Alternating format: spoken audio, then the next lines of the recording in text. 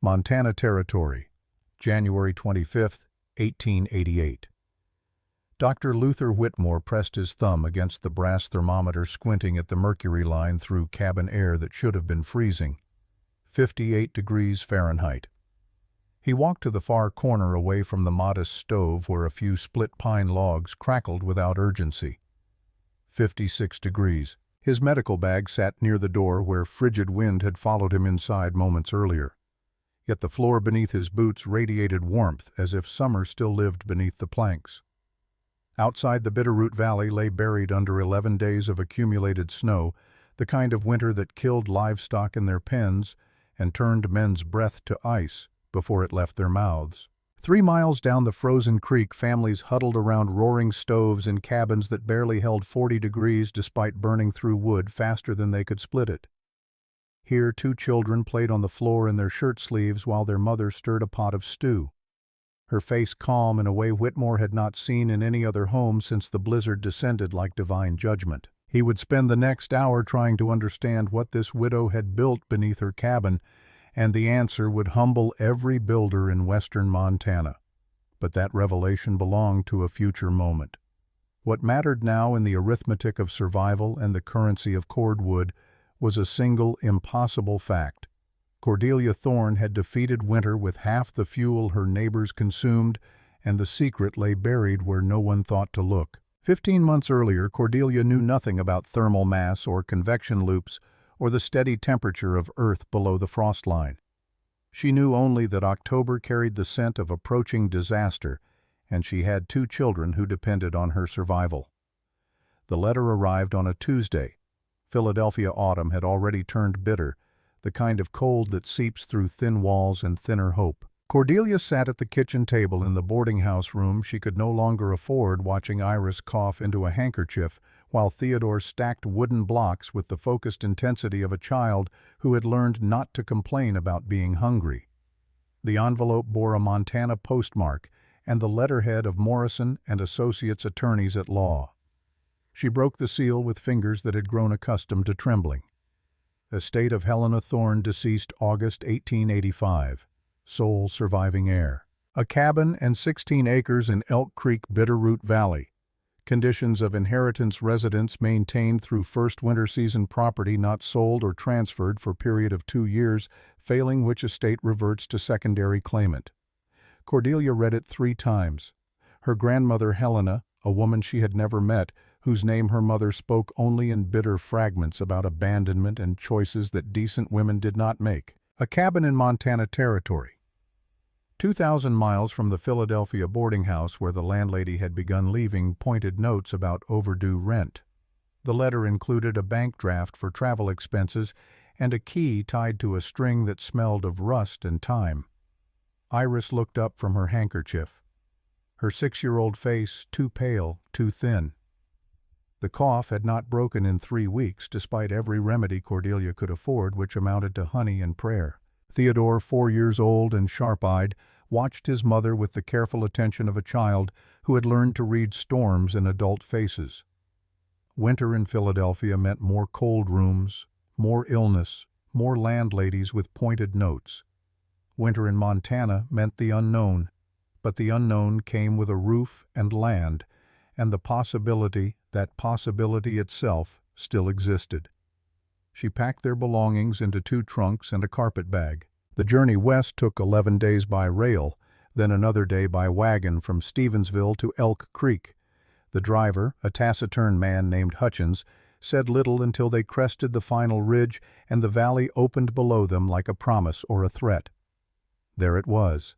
16 feet square, rough-hewn logs with clay chinking a stone chimney leaning slightly west from years of prevailing wind. The fieldstone foundation raised the structure 8 inches off the frozen ground, and even from a distance Cordelia could see gaps in the roof boards where winter wind would find entry. Ordinary. Unremarkable. The kind of cabin that dotted the valley in anonymous clusters, each one a small declaration against the wilderness that wanted them gone. Hutchins helped unload the trunks, accepted his payment, and departed without ceremony. Cordelia stood in the October afternoon with her children and her inheritance, watching the wagon disappear down the valley road. Silence settled like a second skin. No street noise, no neighbors shouting through thin walls, no clatter of commerce. Just wind through lodgepole pine and the distant sound of Elk Creek moving over stones. She opened the door with the rusted key. The interior smelled of abandonment and rodents and something else, something mineral and deep that she could not name. A cast-iron stove squatted in the northwest corner, a table and 2 chairs, a rope bed frame without a mattress, shelves empty except for dust and mouse droppings. Iris immediately began coughing, the sound echoing off bare walls that offered no comfort. Cordelia knelt and pressed her palm against the plank floor. Cold, not cool. Cold like touching stone in shadow, like the temperature had soaked into the wood and made a permanent home there. She stood and looked at the peaked ceiling where heat would rise and gather and leak away through gaps she could already see. The crawl space beneath the cabin would act like a wind tunnel, pulling frigid air across the underside of the floor, stealing warmth faster than any stove could generate it. Theodore, braver than he should have been, explored the corners while his mother tried to calculate survival in measurements of cordwood and degrees Fahrenheit. The arithmetic looked grim. She had teaching skills that no one in this valley needed, $47 remaining from the inheritance advance, and a winter approaching that cared nothing for her education or her circumstance. The first night she lit the stove with kindling and split pine she found stacked outside, probably cut by whoever maintained the property in Helena's final years. The cabin warmed to perhaps 50 degrees near the stove, dropping to 40 in the corners. Iris slept fitfully, coughing through dreams. Cordelia lay awake listening to wind probe every gap in the walls, every loose shake on the roof, calculating how fast $47 would evaporate when converted to firewood and flour. Morning brought frost on the nail heads that protruded through the floorboards. She stoked the stove, fed her children the last of the bread from Stevensville, and tried to understand why Helena Thorne had lived here and what inheritance truly meant when stripped of sentiment. He arrived on the 3rd day. Cordelia was outside splitting kindling, a task she approached with more determination than skill, when the sound of hoofbeats pulled her attention to the road. A black gelding, well-bred and well-fed, carrying a man whose clothes spoke of money in a place where money was usually invisible. He dismounted with the ease of someone accustomed to being welcomed. Percival Drake. 52 years old, silver threading through dark hair, eyes that calculated value before acknowledging humanity.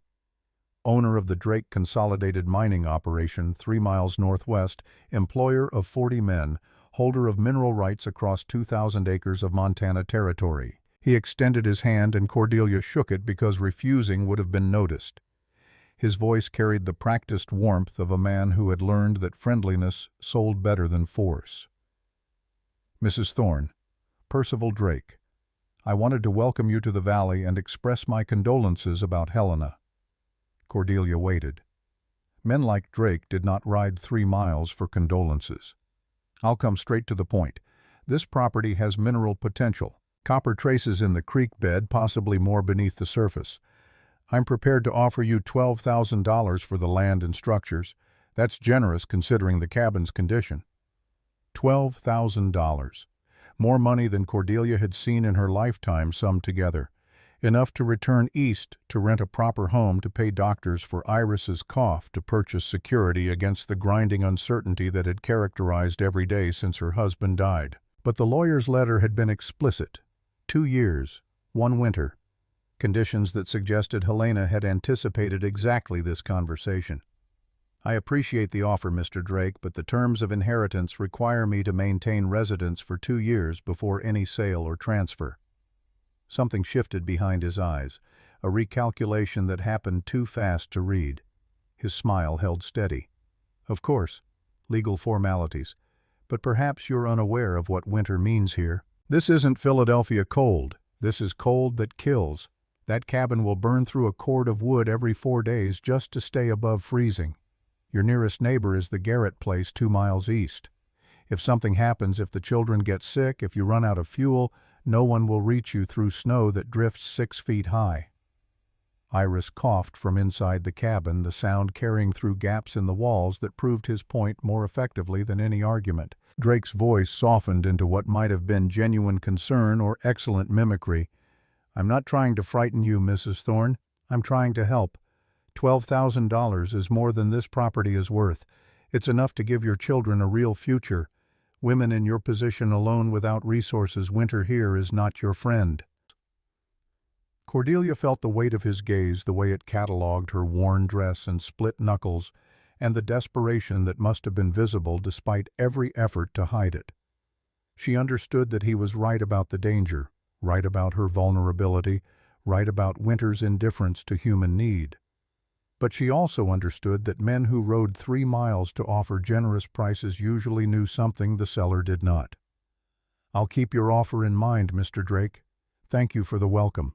He nodded slowly, his eyes moving past her to the cabin, to the chimney, to the foundation, as if trying to see through log and stone to whatever lay beneath.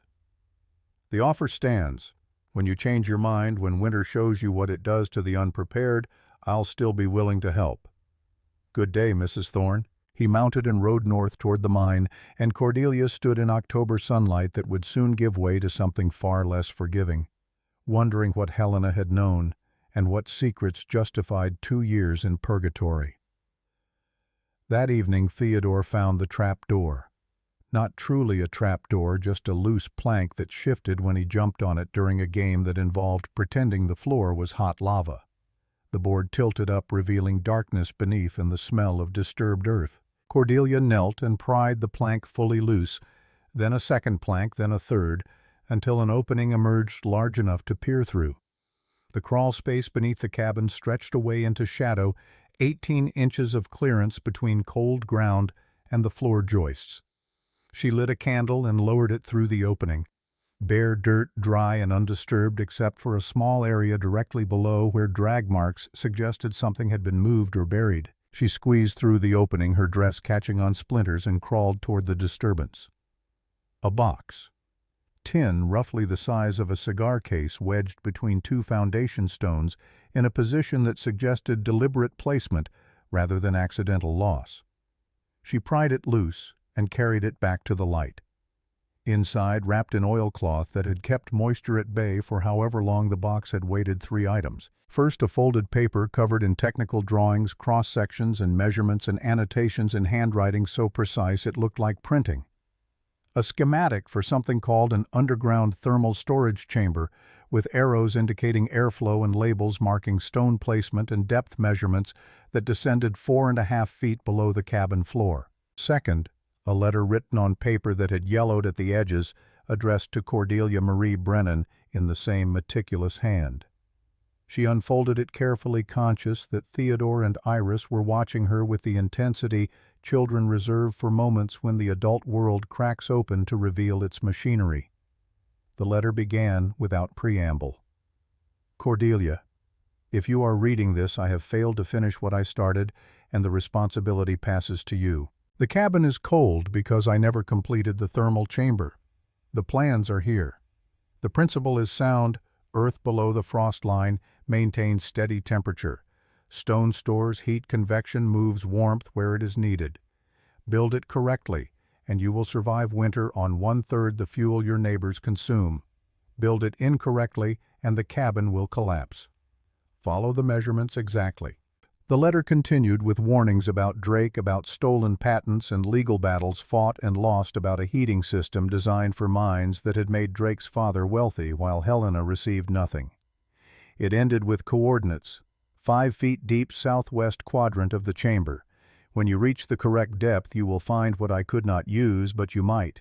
The third item in the box was a small map, hand-drawn, marking the cabin's interior with an X positioned beneath where the stove now sat. Cordelia read the letter twice while her children waited in silence that felt like held breath. The fire in the stove burned low and the temperature in the cabin dropped toward discomfort. Outside, October darkness gathered with the promise of November close behind, and November would bring the first serious cold, the kind that tested whether structures and humans could coexist without one killing the other. She had taught science in Philadelphia, had explained thermodynamics to girls whose families expected them to marry rather than understand why engines worked or heat transferred through metal. She knew the theory behind thermal mass, had read about root cellars that stayed cool in summer and relatively warm in winter because Earth itself acts as insulation and buffer against extremes. Helena's drawings made sense in a way that frightened her with their clarity. This was not speculation. This was engineering. But excavating beneath an occupied cabin, digging down 4.5 feet while maintaining structural integrity, lining a chamber with hundreds of pounds of stone, creating a convection system that would move heat without pumps or fans. All of this while feeding children and maintaining enough warmth to prevent illness. Attempting it alone, the magnitude felt designed to crush hope before the first shovel entered Earth. Theodore, who had been quiet through the discovery and the reading, spoke into the silence. "What does it say, Mama?" Cordelia looked at her son at Iris beside him at the cabin walls that would not hold heat, and the winter that would not hold mercy at the choice between attempting the impossible and surrendering to Drake's $12,000 and the admission that Helena's inheritance was poisoned gift rather than salvation. "It says," she began, choosing words carefully, "that your great-grandmother was smarter than the men who tried to diminish her, and she left us instructions for staying warm." She did not mention the warnings or the coordinates or the suggestion that something valuable lay buried beneath the cabin floor. Children did not need the full weight of adult desperation, not yet.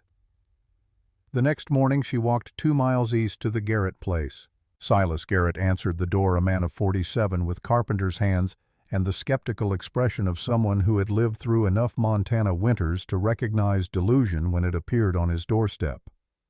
His wife Anne hovered behind him with 3 children in view, and probably more elsewhere in the cabin that looked solid and well-built and engineered by someone who understood how structures survived. Cordelia asked about purchasing tools, a short-handled spade, a tin bucket timber for shoring if it became necessary.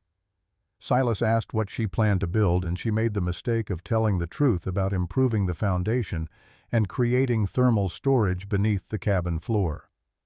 His laugh carried no malice, just the reflexive amusement of expertise confronting naivety. "Ma'am, I've built 20 cabins in this valley. Foundation work means raising the structure, not digging under it. You start excavating beneath a cabin that's already standing, you risk the whole thing collapsing on your head. And even if you don't kill yourself, undermining the foundation voids any structural integrity the place might have." Anne Garrett stepped forward, her voice gentler but no less certain. "There are easier ways to keep warm.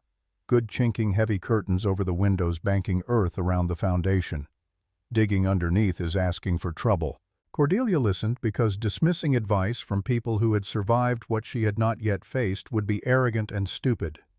But she also remembered the letter, the precision of Helena's drawings, the suggestion that this woman had understood something the builders missed. "I appreciate the warning," she said. "I'll be careful." Silas sold her the tools at fair prices and threw in some advice about where to find fieldstone if she truly intended this folly. She carried the spade and bucket back to her cabin, aware that by evening the Garretts would mention the widow's strange plans to whoever they encountered, and by the next day the valley would have formed opinions about Cordelia Thorne's grip on reality. She found Octavia Marsh on the 3rd day of November.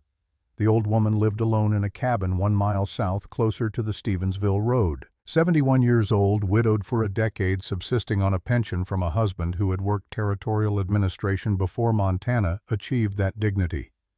Cordelia knocked because Helena's letter had mentioned one friend, one person who knew the truth about the stolen patents and the legal battles that consumed the last decades of her grandmother's life. Octavia opened the door and studied Cordelia with eyes that age had not dulled. "You have Helena's jawline. I wondered if you'd come or if you'd sell to Drake and run." He made an offer. Of course he did. 12,015. Whatever the number, it's enough to make staying look foolish and leaving look wise. Octavia stepped aside. "Come in. We should talk about what you're actually inheriting." The interior was warmer than Cordelia's cabin testimony to good construction or better fuel supply or both. Octavia poured tea from a pot that suggested she had been expecting company or simply maintained the rituals of civilization regardless of solitude. "Helena Thorne was the finest engineer I ever met." Octavia began settling into a chair that had molded itself to her shape over years of use. She designed the heating system for Drake's mines back in 1861, back when it was Nathaniel Drake running the operation before Percival inherited his father's business and his father's sins. The system used underground thermal storage stone chambers that captured heat from the smelting operations and released it gradually, keeping the mine shafts above freezing even in deep winter. Revolutionary work. Helena should have made a fortune. Instead, Nathaniel filed the patents in his own name, claimed the design was his, paid Helena a pittance, and told her no court would believe a woman had engineered something that complex. Cordelia felt the tea growing cold in her hands. She sued for 20 years, spent every dollar she had on lawyers who took her money and lost her cases. Judges don't believe women engineer heating systems or invent anything more complicated than a better pie crust. By the time she died, she was destitute and half-mad with the injustice of it, and Nathaniel Drake's son Percival had inherited a mining empire built partially on work he never acknowledged stealing. Why does Percival want the cabin? Octavia's smile carried the weight of knowledge hoarded against the precise moment when it would be needed. Because Helena told me 3 months before she died that she had hidden the proof. The original contract's letters from Nathaniel admitting the design was hers documentation that would destroy the Drake family's claim to several patents. She said the truth was built into the cabin itself, that anyone who completed what she started would find what she could not use. The coordinates. 5 feet deep southwest quadrant of the thermal chamber. Not buried randomly, but integrated into the construction, requiring the completion of Helena's design to access whatever evidence she had preserved. She never told you exactly where. She said the chamber itself would be proof enough, that anyone who could build it would understand what she understood, that the design would vindicate her, even if the legal documents never surfaced. But she also said— Octavia paused, refilling her tea with the deliberate care of someone buying time to choose words precisely, that she hoped you would finish it, that you were the one person in her bloodline who might have inherited more than her name. Cordelia thought about Philadelphia classrooms, about teaching thermodynamics to girls who would never be allowed to practice engineering, about the peculiar loneliness of understanding how heat transfers through iron, while the world insists such knowledge belongs to men. I've never built anything. Neither had Helena when she started, but she learned because the alternative was accepting that men who stole her work deserved to profit while she froze. Octavia's voice sharpened. Percival Drake knows something is hidden in that cabin. He's been trying to buy it since Helena died. The inheritance conditions kept him away until now, but he'll escalate. Men like him don't surrender what they think they own. Cordelia left with more questions than answers, but also with something that felt like permission or obligation, or both.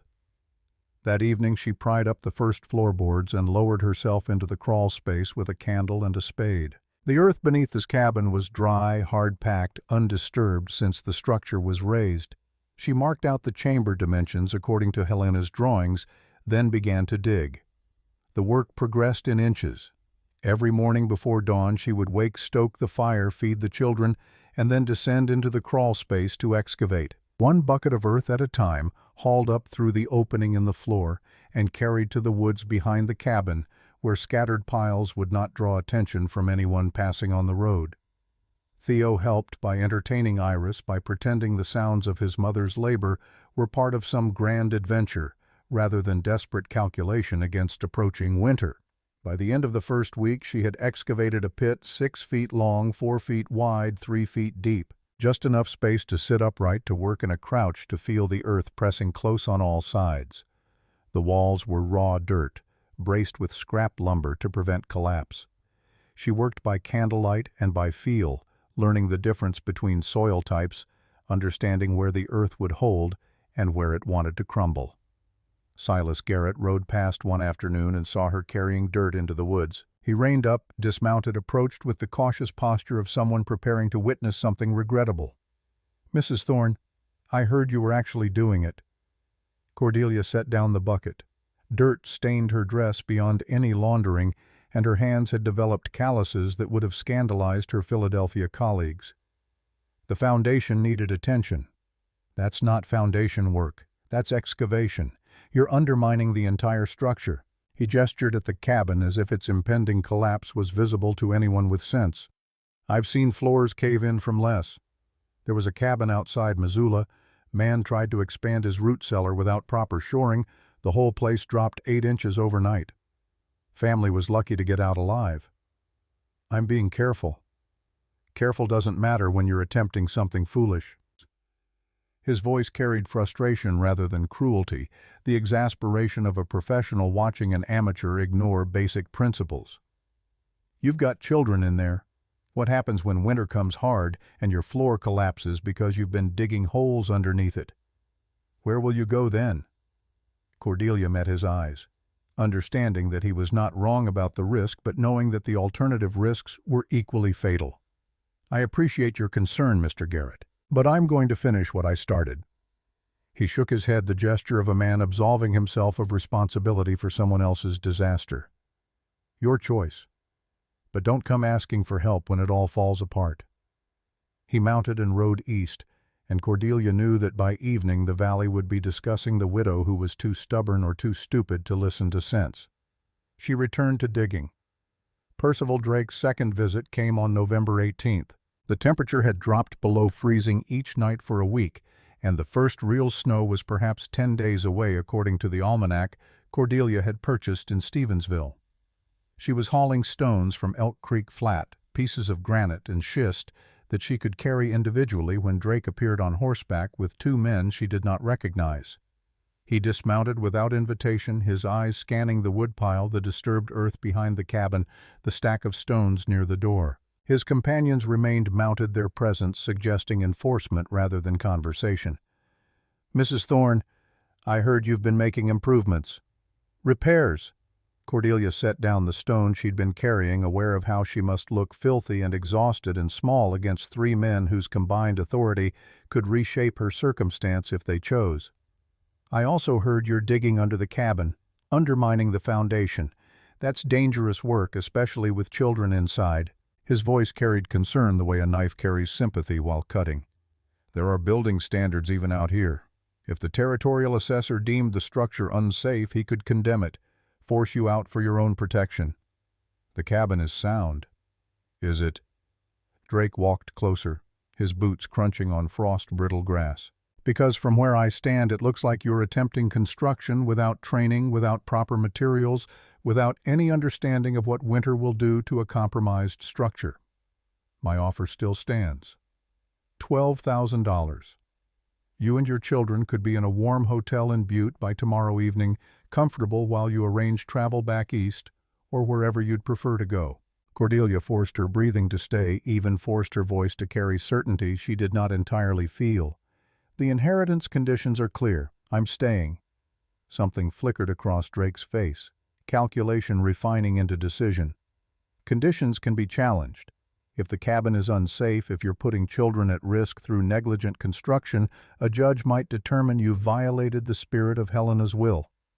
I'd hate to see you lose everything because of stubbornness." He let that threat settle like snow accumulating into drifts.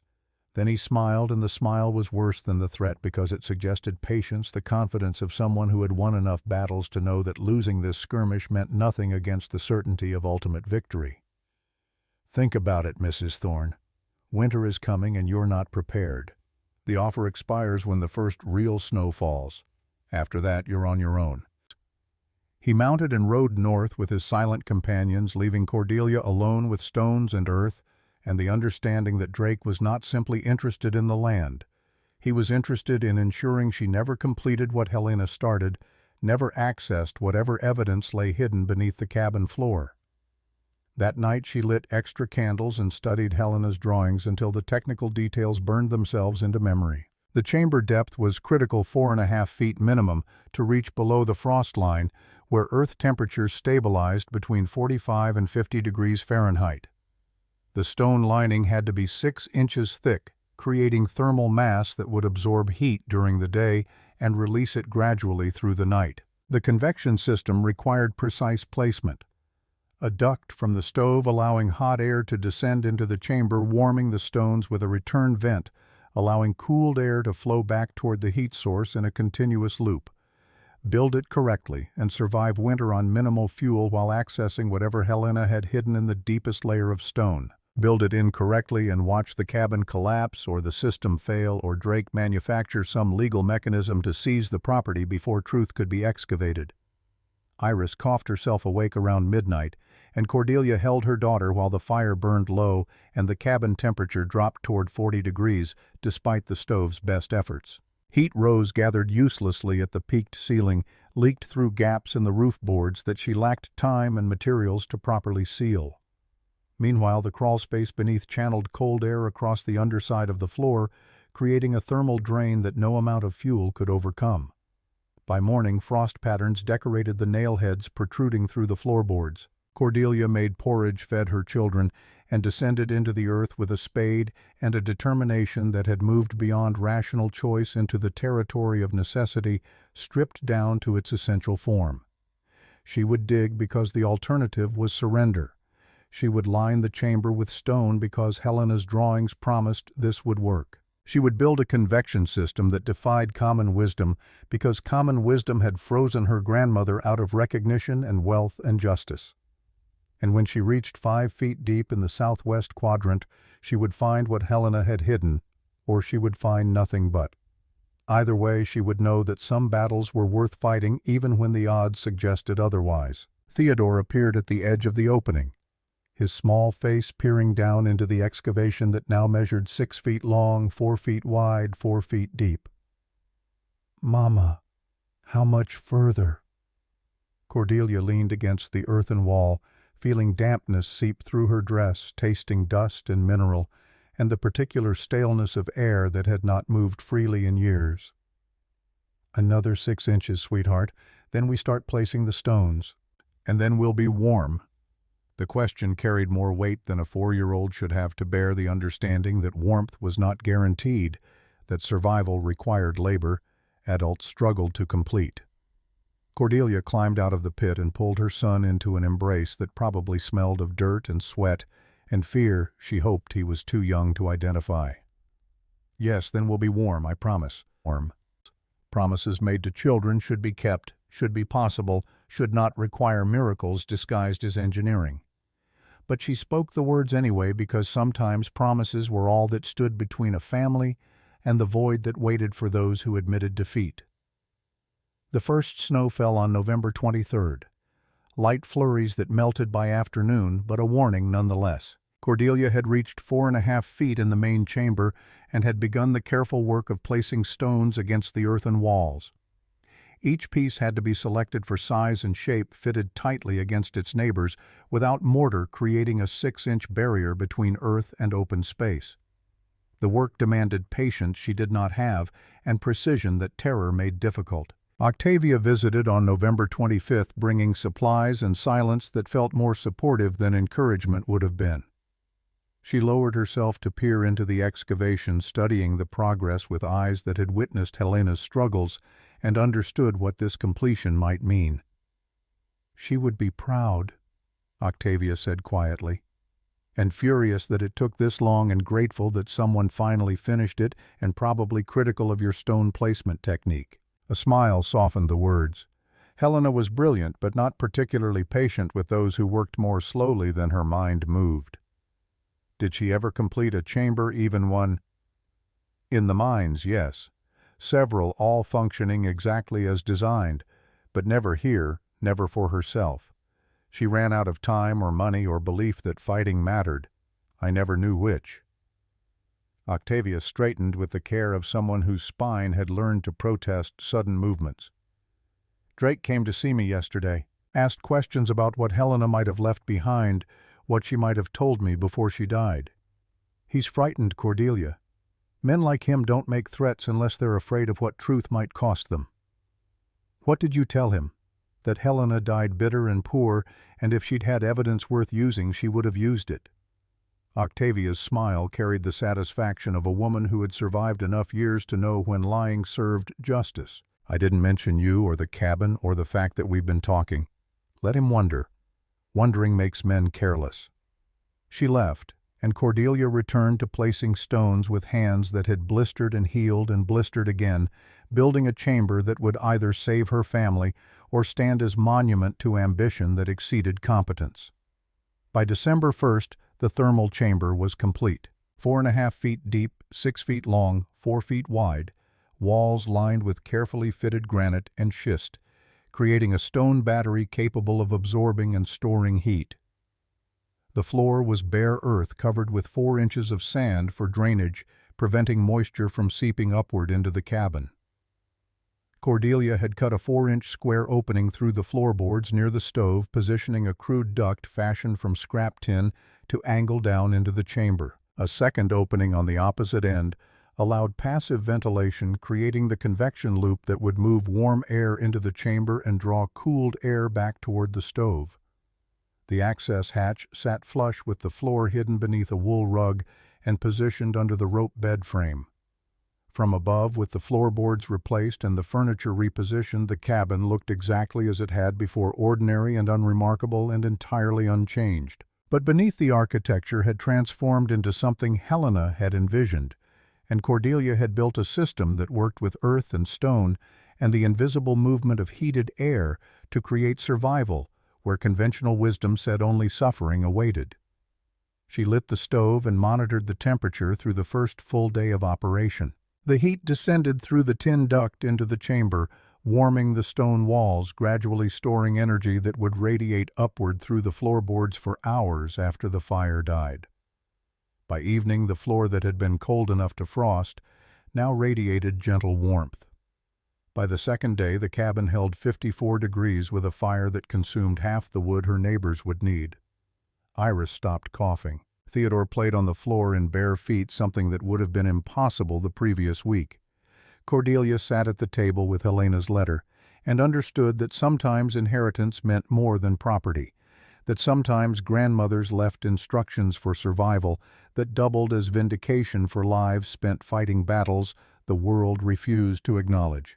The southwest quadrant, 5 feet deep. Whatever Helena had hidden waited there, built into the deepest layer of stone, where only someone who completed the chamber would find it.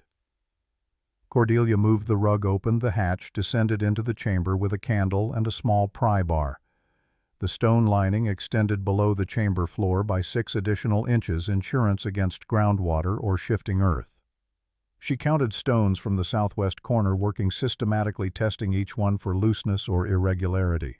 The 47th stone shifted when she applied pressure. She worked it free, carefully, mindful that disturbing the structure could compromise the thermal properties she had spent weeks creating. Behind the stone, a cavity. Inside the cavity, wrapped in oilcloth and sealed with wax, a small lead box. Her hands trembled as she broke the seal. Inside, documents. A contract dated March 15, 1861, between Helena Thorne and Nathaniel Drake, establishing a partnership for the development of geothermal heating systems for mining operations, with Helena named as principal designer and equal profit participant. A series of letters from Nathaniel to Helena discussing technical specifications, acknowledging her innovations, promising fair compensation. And finally, a letter dated November 1867. Nathaniel to Helena never sent the paper, suggesting it had been retrieved from trash or stolen from a desk. The words damning in their casual cruelty. I have filed the patents in my name alone. No court will support your claim. Women do not engineer heating systems. Accept the settlement I offered, or accept nothing. Either way, the work is mine now. Evidence. Complete, documented, sufficient to destroy the Drake family's claim to patents that had generated wealth for 2 generations. Hidden where only someone who believed Helena's engineering could work would ever find it, preserved against the day when her heir might finish what she started and use what she could not. Cordelia sat in the stone-lined chamber with proof of injustice in her hands and winter gathering strength above ground, and understood that she now owned something far more valuable and dangerous than 16 acres of Montana territory. She owned the truth, and truth had a way of making powerful men desperate. She sealed the documents back in the lead box, replaced the stone carefully, and climbed back into the cabin where her children slept soundly on a floor that had finally learned to hold warmth. Outside, December wind tested the walls and found them sufficient. The stove burned with modest flames, and the chamber beneath stored heat like a promise kept across generations. Tomorrow Drake would learn that she had completed something he thought impossible. Eventually he would understand what that completion implied. And when that understanding arrived, Cordelia would face a choice between using the truth and surviving the consequences of its revelation. But tonight, her children slept warm, and the cabin held heat the way Helena had promised it would, and sometimes survival began with small victories before the larger battles commenced. She banked the fire and lay down beside Iris and Theodore, feeling the warmth rising through the floorboards, evidence that engineering could defeat winter when applied correctly. Tomorrow she would split more wood. Tomorrow she would monitor the system and adjust airflow and continue the careful dance between generating heat and storing it. Tomorrow Drake might arrive with new threats or new offers or new strategies. But tonight, in a cabin that finally understood its purpose, Cordelia allowed herself to believe that finishing what Helena started had been possible all along, that the inheritance she had claimed was not just land and structure, but the stubborn certainty that some truths were worth the fight required to prove them. The thermal chamber hummed with stored warmth beneath her, and winter waited outside with the patience of something that had time to test every weakness, and Cordelia Thorne slept with the knowledge that Phase 1 was complete and the real war was just beginning. December brought testing that mattered more than theory. The thermal chamber performed exactly as Helena's drawings promised, storing heat through daylight hours and releasing it gradually through darkness that stretched longer each week. Cordelia tracked temperatures in a small notebook, recording measurements at dawn, noon, dusk, midnight. The pattern held consistent 54 degrees near the walls, 57 near the stove, never dropping below 52 even when the fire burned down to coals and outside temperatures plunged toward zero. Her woodpile diminished at 1/3 the rate Silas Garrett's did. She knew this because Theo counted stacks during walks to Elk Creek for water, comparing their reserves to the massive cords Silas maintained to keep his larger family warm. 3 armloads every 4 hours instead of 6. Half a cord every 5 days instead of 1 cord every 3. The mathematics of survival transformed from desperate calculation to manageable routine. But success created visibility, and visibility attracted attention she would have preferred to avoid. Smoke from her chimney rose thin and intermittent, barely visible against winter sky, while neighboring cabins belched constant plumes that marked struggle as clearly as flags mark surrender. People noticed. Questions traveled faster than answers in valleys where isolation made gossip essential currency. Octavia visited on December 10th, her arrival preceded by the crunch of snow under boots and the labored breathing of a woman whose age made winter travel increasingly difficult. She accepted tea and sat near the stove with the relief of someone who had walked further than advisable. Silas Garrett is telling people your chimney barely smokes. Says either you're freezing to death too proud to admit it, or you've done something he can't explain. Octavia's fingers wrapped around the cup, absorbing warmth. He's not the only one noticing. Let them notice. Cordelia poured her own tea, feeling the floor's warmth through her shoes, evidence that required no defense. Drake is noticing too. He rode to town yesterday, spent an hour with the territorial assessor, asked questions about building codes, safety inspections. What constitutes grounds for property condemnation? Octavia's voice carried the flat certainty of someone reporting facts already verified. He's building a legal framework to remove you if persuasion fails. Outside, Iris and Theo played in snow that had accumulated to knee height for adults, waist height for children. Their laughter filtered through walls that held heat better than they had any right to, and Cordelia understood that Drake's interest had shifted from acquisition to elimination. He did not need the cabin. He needed the evidence buried beneath it to stay buried, needed Helena's vindication to remain theoretical rather than documented. How long before he moves from questions to action? Octavia set down her cup with the deliberate care that preceded difficult truth. Assessor is scheduled to inspect in early January. Drake suggested concerns about structural integrity, improper excavation, danger to children. If the assessor determines the cabin is unsafe, you'll have 48 hours to vacate before territorial marshal enforces the order. And if I refuse, then you lose the inheritance, the children are removed for their own protection, and Drake purchases the property at assessment value, which will be zero if it's condemned. Octavia's expression hardened into something that resembled Helena's determination as captured in the single daguerreotype Cordelia had found among her grandmother's possessions. He's not trying to buy you out anymore. He's trying to bury you. December 15th brought Marcus Webb, the territorial assessor, a man whose jurisdiction extended across 3 counties and whose expertise supposedly qualified him to determine whether structures met minimum safety standards. He arrived without warning, accompanied by Drake and a man Cordelia did not recognize who carried surveying equipment and an official demeanor. She met them at the door, blocking entry with her body in a way that probably looked defensive because it was. Webb consulted papers on a clipboard, his breath forming clouds in air that felt warmer near the cabin than it should have been. "Mrs. Thorne, I'm here to conduct a safety inspection. We've received reports of unauthorized excavation beneath an occupied dwelling, structural modifications performed without proper oversight, potential hazards to minors residing on the premises." Drake stood slightly behind Webb, his face arranged into concern that fooled no one who bothered to look past the surface. The third man, the surveyor, began setting up a transit as if measuring angles and elevations would reveal secrets the structure chose to hide. Cordelia kept her voice level, her stance firm. "The cabin is sound. The foundation is secure. My children are safe and warm." "That's for me to determine, ma'am. I'll need to inspect the interior, the foundation, any modifications you've made." Webb shifted his weight, uncomfortable with the role but committed to performing it. "You can cooperate voluntarily, or I can return with a marshal's order. Either way, inspection happens." Letting them inside meant revealing the chamber, showing them proof that Helena's design worked, giving Drake visual confirmation that whatever he feared had been completed. Refusing inspection meant legal consequences that would achieve the same result through different mechanisms.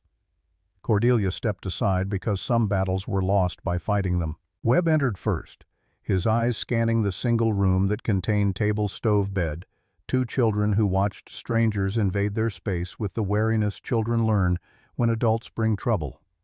The temperature registered immediately.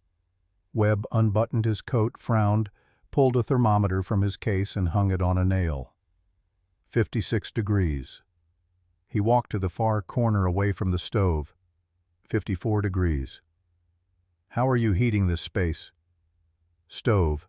Cordelia gestured at the cast-iron box where a modest fire burned without urgency. "That stove shouldn't produce this temperature. Not in December.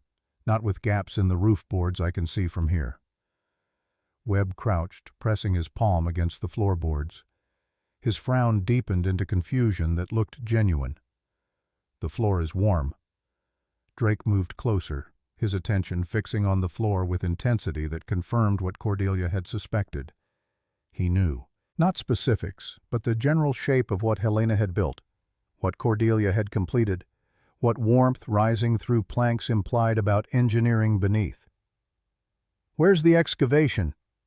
Drake's question came too fast, too sharp, abandoning the pretense of concern for naked curiosity. "Show us what you dug under here." Webb shot Drake a look that suggested overstepping, but the assessor's authority could not overcome the momentum Drake had created. Cordelia calculated options and found none that preserved secrecy. She moved the bed, lifted the wool rug, revealed the trap door that sat flush with the floor like a secret finally exhausted from hiding. The chamber below drew their attention, like gravity draws falling objects. Webb descended first, his bulk barely fitting through the opening, his candle illuminating stone walls and sand floor, and the elegant simplicity of a design that worked because physics did not care about skepticism. He emerged 5 minutes later, his expression transformed from suspicion to something approaching wonder. "It's a thermal battery, underground heat storage. I've read about similar systems in European mines, but never seen one implemented in residential construction." He turned to Cordelia with questions reforming into respect.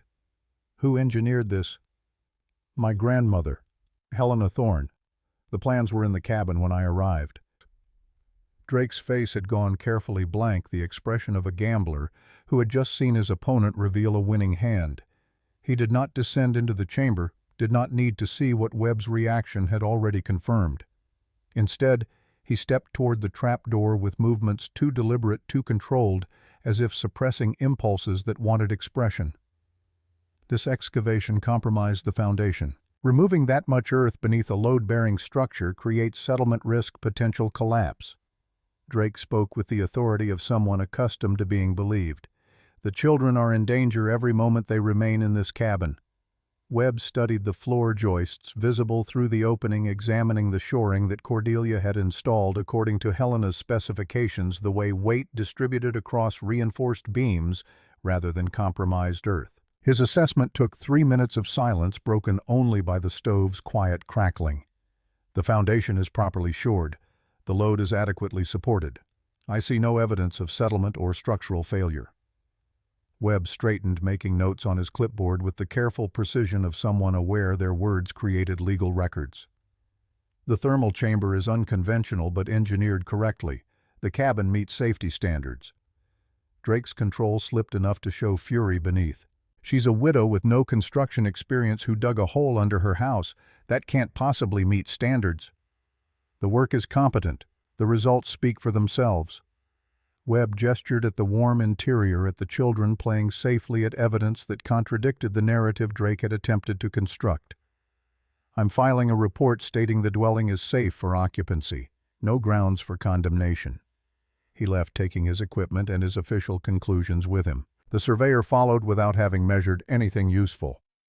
Drake remained standing in the center of Cordelia's cabin with his pretense of concern abandoned like clothing that no longer fit. His voice dropped low enough that Iris and Theo would not hear clearly adult conversation happening in the frequencies children learn to ignore. You found something down there, something Helena hid. Cordelia met his eyes, refusing to grant him the satisfaction of confirmation or denial. I found warmth. Exactly what she promised. Warmth, of course. Drake's smile carried no humor, just the bitter acknowledgement of a truth he could not quite grasp, but knew existed. You'll fail eventually. Winter here is longer than you understand, colder than you've experienced. That system might work for a month, 2 months, but it will fail. The stones will crack from thermal stress, or moisture will infiltrate, or you'll miscalculate the fuel requirements. And when it fails, when you're desperate and freezing, my offer will still be available. He left without waiting for response, and Cordelia locked the door behind him with hands that shook from adrenaline rather than fear. She had won the inspection but lost whatever illusion existed that Drake would simply surrender and move on. Men who built empires on stolen work did not accept defeat gracefully. The remainder of December passed in careful monitoring and small adjustments. Cordelia learned to read the chamber's mood through subtle indicators. The warmth of specific stones indicating heat distribution. The sound of air moving through vents, suggesting convection patterns. The stable temperature that meant thermal mass was performing exactly as designed. Iris's cough disappeared, entirely absent for the first time since they left Philadelphia. Theo grew half an inch and complained about being hungry with the vigor of a child whose body felt safe enough to grow. Christmas came without celebration beyond extra portions at dinner, and a story Cordelia invented about thermal chambers in distant kingdoms where queens outsmarted dragons through engineering rather than swords. New Year arrived with snow accumulation measuring 3 feet in the valley, 5 feet in the drifts that formed against north-facing walls. January 1888 opened with temperatures that tested whether survival was possible or simply provisional. The mercury dropped to 10 degrees, then 5, then 0, settling into a pattern that suggested winter had decided to demonstrate what it could achieve when genuinely motivated. Cordelia burned through wood at a rate that would have been catastrophic without the chamber's efficiency, but the cabin held steady at 53 degrees, while reports from Octavia indicated neighbors struggling to maintain 40. Silas Garrett stopped by on January 8th, his arrival motivated by curiosity that had finally overcome skepticism. He stood in the cabin's warmth, feeling the floor radiate heat. Examining the trap door Cordelia opened to show him what he had dismissed as folly. His voice, when he finally spoke, carried the peculiar discomfort of a man whose expertise had proven incomplete. "I was wrong. This shouldn't work, but it does. That chamber is storing heat like I don't know what. Cast iron holds heat, but not like this. Not all night. Stone has high thermal mass. It absorbs slowly, releases slowly. The earth provides insulation. The convection loop moves heat where it's needed." Cordelia recited the principles that had become as familiar as prayer, the thermodynamics that meant the difference between survival and surrender. My grandmother understood what others missed. Why didn't she tell anyone? Why keep this secret if it works? She tried. Men took her ideas and claimed them as their own. Cordelia did not mention Drake specifically, did not need to, when context made the accusation clear. Eventually, she stopped trying to convince people and focused on preserving the knowledge for someone who might actually use it. Silas crouched at the edge of the trapdoor, his carpenter's eyes tracing the stonework, the airflow patterns, the elegant efficiency of a system that worked with nature rather than fighting it. "I've built 20 cabins, and every one of them fights winter. Burns through wood like the fuel is endless, barely keeps people alive. This makes winter manageable." He left an hour later, but something had shifted in his departure. Not quite apologetic, but thoughtful in a way that suggested questions were reforming into different shapes. Cordelia marked it as progress, incremental change in a valley that valued tradition over innovation until innovation proved itself too thoroughly to ignore. The storm arrived on January 10th, not gradually, not with warning that allowed preparation, but as a wall of Arctic air that dropped temperatures 20 degrees in 6 hours and kept falling. By evening, the thermometer outside Cordelia's cabin registered 12 degrees. By midnight, 0. By dawn on January 11th, -8, and the wind had begun. It came from the north, pulled straight down from Canada by pressure systems that meteorologists would later study and pioneers would simply try to survive. 40 miles per hour, sustained gusting to 60, carrying snow horizontally with force that turned individual flakes into stinging projectiles. Drifts formed in minutes, reshaped themselves constantly, buried landmarks and erased trails, and transformed the familiar valley into alien terrain, where navigation became guesswork and survival became hourly negotiation. The cabin shuddered under the assault. Wind found every gap in the logs, every loose shake on the roof, every point where human construction met natural fury with insufficient defense. Cordelia stuffed cloth into the worst gaps, hung blankets over windows, created barriers against the cold that wanted inside with the persistence of water-seeking cracks. The thermal chamber performed as if winter's escalation meant nothing to physics. Heat descended through the tin duct spread across stone walls that had been storing energy for 6 weeks, radiated upward through floorboards that transformed from cold enemies to warm allies. The stove burned steadily, not desperately. 3 armloads of wood every 4 hours instead of 6. The interior temperature held at 54 degrees while outside the world attempted to demonstrate what -20 felt like with wind chill factored into equations that measured suffering. Night fell early on January 11th, though the storm made daylight largely theoretical. Cordelia fed Iris and Theo, banked the fire, listened to wind that sounded like wolves howling in harmony. She did not know that across the valley families were burning furniture to supplement failing wood supplies, that hypothermia was setting in among children whose parents could not generate heat fast enough, that the next 11 days would test whether Montana territory was habitable by humans or merely visited by them on borrowed time. January 12th brought -15 degrees.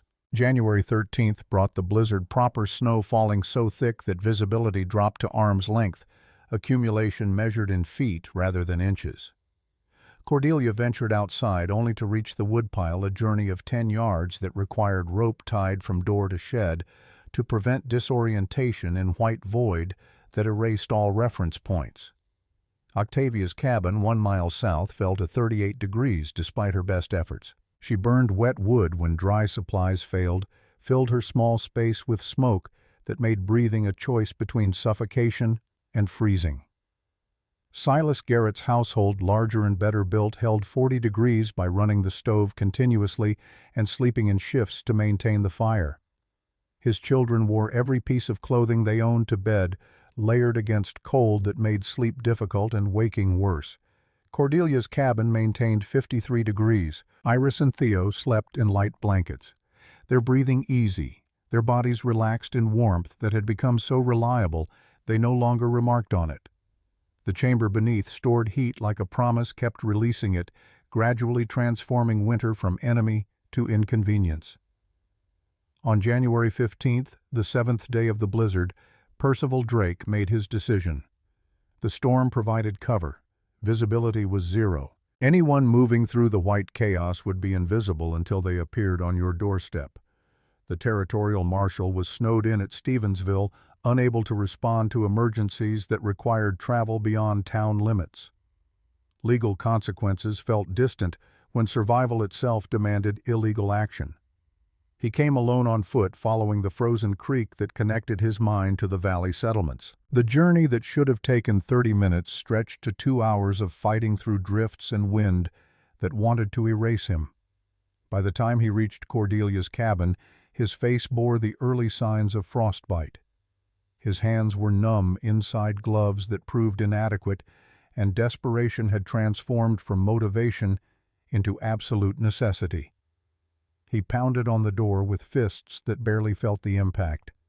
"Mrs. Thorne, open up." Cordelia heard the voice through wind and wall, recognized it despite distortion, understood immediately that nothing good arrived at her door in a blizzard. She moved Iris and Theo to the far corner away from the entrance before approaching. "What do you want?" "I need shelter. I got turned around in the storm. Let me in before I freeze." Every instinct screamed against opening the door to a man who had threatened her family, who wanted the evidence she possessed, who represented the exact power that had destroyed Helena. But leaving someone to freeze in a blizzard violated principles that ran deeper than self-preservation, contradicted the moral framework she had taught in Philadelphia classrooms and tried to model for her children. She opened the door. Drake stumbled inside, bringing cold and snow and the sharp scent of desperation. He collapsed near the stove, his back against the wall, his breathing labored from exertion and exposure. Cordelia closed the door against wind that wanted to follow him, that seemed angry at being denied entry. For several minutes, the only sound was Drake's gradual recovery, the rasp of air entering lungs that had worked too hard in conditions too brutal. He pulled off his gloves, revealing fingers that were white at the tips, damaged by cold that had penetrated inadequate protection. Cordelia brought water, not because she wanted to help, but because watching frostbite progress toward serious injury required action, even when the victim was an enemy. He drank, cradling the cup in damaged hands, feeling warmth that must have seemed miraculous given the contrast between interior and the storm outside. His eyes moved around the cabin, cataloging details: the children safe and warm, the modest fire that should not have been sufficient, the floor that radiated heat in defiance of every principle he thought he understood. "How?" The question emerged rough, barely more than whisper. "How is it this warm in here?" "Engineering. The kind Helena mastered and your father stole." Cordelia sat at the table, maintaining distance, her body positioned between Drake and her children in a configuration that was protective formation disguised as casual arrangement. "You wanted to know what she hid. Now you know. She hid the truth about who could actually engineer solutions to problems men claimed only they could solve." Drake's laugh was bitter, damaged. "The thermal chamber. I should have known she'd actually built one. Father said she was brilliant, said her designs were years ahead of anyone else in the territory, said claiming her work was the smartest thing he ever did." He flexed his damaged fingers, watching them move with the detachment of someone cataloging injury. "And here you are proving she was right all along. More than right. I found the evidence, the contracts, the letters, everything that proves your father's fraud and your inheritance of stolen work." Cordelia kept her voice level, refusing to let anger override strategic advantage. "I could destroy your family's reputation, reclaim patents worth thousands, maybe tens of thousands of dollars. Everything you own that came from the mining heating systems, It's all built on theft." Drake was silent for a long moment, his breathing steadying, his color returning, as warmth penetrated cold that had come close to killing him. When he spoke, his voice carried neither denial nor defense, just the flat acknowledgement of someone too exhausted to maintain pretense. "What do you want money?" "I'll match whatever the patents are worth, pay you to stay silent. You can keep the cabin, keep everything, just never file those claims. I want you to leave and never come back. Stop the threats. Stop the legal maneuvering. Stop pretending you have any right to this property or this truth." Cordelia stood, moving to the stove to add wood that the system did not quite need, but the gesture emphasized her control of the space, her ownership of heat, while he remained dependent on her mercy. "When the storm breaks, when you can travel safely, you go back to your mine and your stolen legacy, and you pray I never decide that justice matters more than peace." Outside wind reached a crescendo that made the cabin walls groan, that found new gaps to exploit, that reminded everyone inside that nature remained the ultimate authority regardless of human conflict.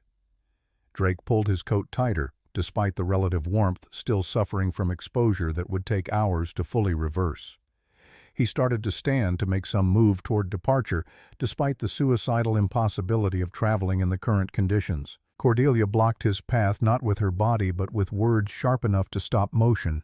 "You're not leaving tonight. Storm's too brutal, you'll die 50 yards from the door, and I'm not having that on my conscience." Her voice carried disgust that he'd put her in this position, forced her to choose between principles and revenge. "You can stay until morning, until visibility improves enough for you to see your way back. But you touch anything in this cabin, you threaten my children, you even look at that trap door too long, and I'll throw you back into the storm myself." Drake sank back against the wall, defeated by circumstance and temperature, and the terrible irony of being saved by the very system he'd tried to prevent. Iris and Theo watched from their corner with the wide-eyed awareness of children witnessing adult conflict they could not fully understand, but knew mattered enormously. The night crawled forward, measured in stove feeding and wind surges, and the peculiar tension of enemies sharing space designed for family. Drake dozed fitfully near the heat source. Cordelia stayed awake, unwilling to trust that desperation would not override self-preservation if opportunity presented itself. The chamber beneath continued its silent work, storing and releasing heat according to physics that cared nothing for the drama above, proving Helena's genius through function rather than argument. Around 3 a.m, Drake made his mistake. He thought Cordelia had fallen asleep, thought the children were too young to understand or too frightened to act. He moved quietly toward the trap door, his intention obvious even without words. Perhaps he planned to destroy the chamber, to damage the convection system, to eliminate the physical proof that Helena's design worked. Perhaps he simply wanted to verify that the evidence existed where Cordelia claimed. Either way, he lifted the edge of the wool rug with hands that had recovered enough function to grasp. The rug snagged on something, a board that had warped slightly or a nail that protruded just enough. Drake pulled harder, his attention focused on the trapdoor mechanism rather than his surroundings. The rug came free suddenly, his momentum carrying him backward. He stumbled off balance, his boot coming down hard on the floorboard directly above the primary vent from the chamber. The crack was audible even over the wind. The board split along its grain, the damage spreading to the adjacent plank that contained the tin duct connection. The duct bent its angle, shifting from 45 degrees to nearly horizontal, disrupting the airflow pattern that made the entire system function. Hot air that should have descended into the chamber now spilled uselessly into the crawl space, never reaching the stone thermal mass that needed it. Cordelia was across the room before Drake could recover his balance, her fury finally finding expression in physical intervention. She shoved him away from the damage with strength that surprise made effective, sending him sprawling toward the stove. "Get out, now! Storm or no storm, get out of my house!"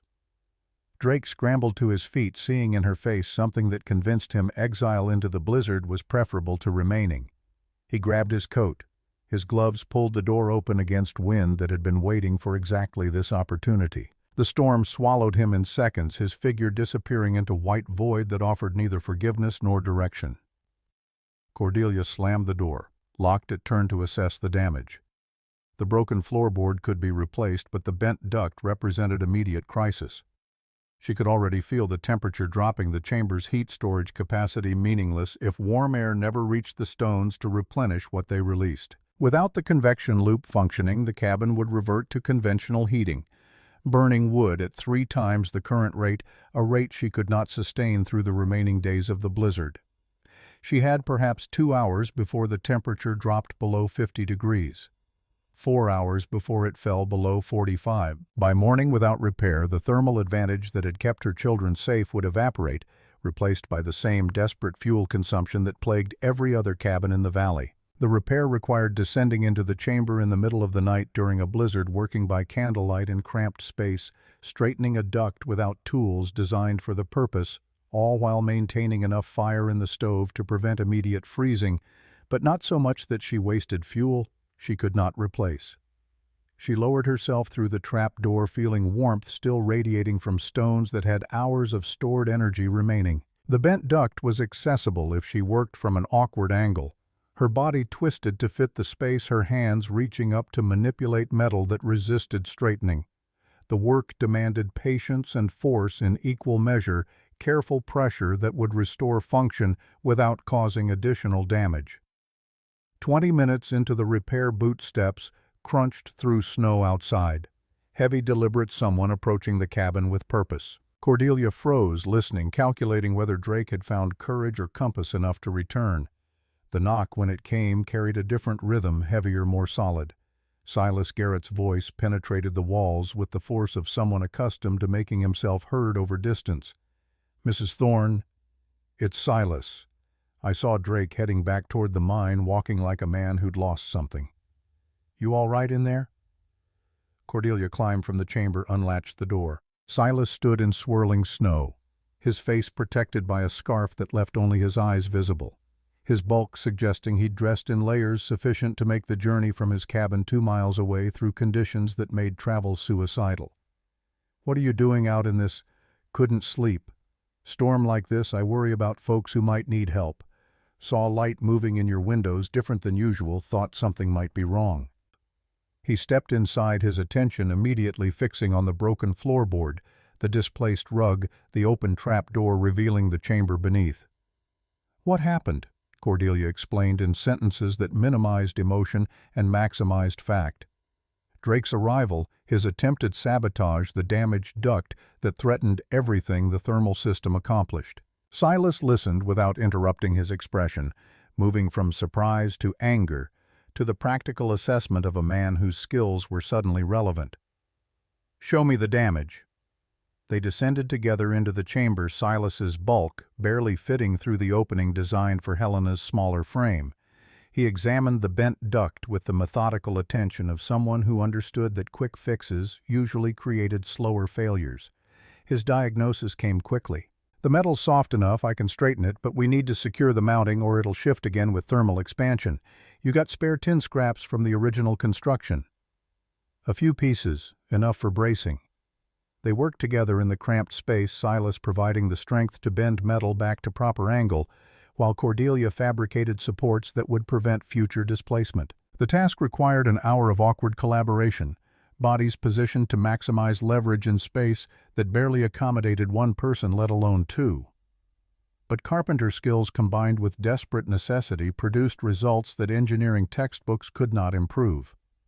When they climbed back into the cabin, the duct was straight, properly secured, already resuming its function of channeling warm air into the thermal mass that made survival possible. Silas examined the broken floorboard, produced tools from pockets that seemed designed to carry solutions, and made temporary repairs that would hold until proper replacement became possible. He worked in silence until the immediate crisis was resolved, then sat at the table accepting water with the weariness of someone who had traveled too far in conditions too dangerous for reasons he probably couldn't fully articulate. His voice, when he spoke, carried something new, something that had not existed in previous conversations. "I owe you an apology. When you started digging, when you talked about thermal chambers and underground heat storage, I thought you'd lost your mind. Figured grief and desperation had pushed you past reason." He gestured at the chamber, at the warm cabin, at the evidence that competence had nothing to do with who conventional wisdom granted authority. I was wrong. Not just wrong about the system working, wrong about who gets to understand how heat moves through stone and earth and air. Your grandmother knew things I never learned in 20 years of building, and you had the sense to listen. The apology mattered less than the shift it represented, the crack in certainty that made future learning possible. Cordelia accepted it with a nod that acknowledged without absolving recognition that being right did not erase the cost of being doubted. Drake will be back. Maybe not during this storm, but eventually. Men like him don't forget what threatens them. Silas pulled his scarf back into position, preparing for the return journey through conditions that had not improved. When he comes, when he tries again, you send word. I'll testify to what I saw tonight, what he tried to do. A man who sabotages a widow's heating during a blizzard that's not someone the valley will support once they know the facts. He left dissolving back into the storm with the competence of someone who knew winter's moods and respected them enough to survive. Cordelia locked the door, checked the duct one final time, confirmed that temperature was recovering toward normal. The chamber hummed with restored function, stone releasing stored warmth while fresh heat descended to replenish reserves, physics performing its reliable magic regardless of human interference. Iris stirred from sleep, her small voice carrying across the cabin. "Mama, is everything okay?" The question deserved truth, but could not bear full weight of what truth entailed. Cordelia moved to the bed where her children had slept through crisis that could have killed them, where warmth rising through floorboards created safety that wealth could not purchase and power could not revoke. "Everything's okay, sweetheart. The cabin is warm. We're safe. Go back to sleep." Simple words that contained complexity beyond their syllables. Safe for tonight. Safe because Helena had engineered solutions, and Cordelia had built them, and Silas had witnessed and helped. Safe because systems that worked according to physics were harder to destroy than systems dependent on human goodwill. The blizzard continued for 5 more days. Temperature held at -18, sometimes dropping to -25, when wind chill transformed measurement into approximation of suffering. Cordelia burned through her woodpile at the calculated rate 3 armloads every 4 hours, trusting that the mathematics she had verified through December would continue through January's escalation. Reports filtered through when the storm finally broke on January 24th, news traveling through a valley that was counting casualties and measuring damage. 3 homesteaders dead from hypothermia, having run out of fuel, and frozen in cabins that could not hold heat against wind that found every weakness. 2 children lost to pneumonia, their immune systems compromised by cold that turned illness into fatality. Livestock casualties exceeded counting entire herds frozen in pens where shelter proved theoretical. And Cordelia's cabin, small and ordinary and occupied by a widow everyone had dismissed as foolish, had maintained 53 degrees through weather that killed experienced frontiersmen. The smoke from her chimney had been so minimal that several neighbors had assumed she'd abandoned the property, fled to town, or died quietly, where no one would discover the bodies until spring thaw. Dr.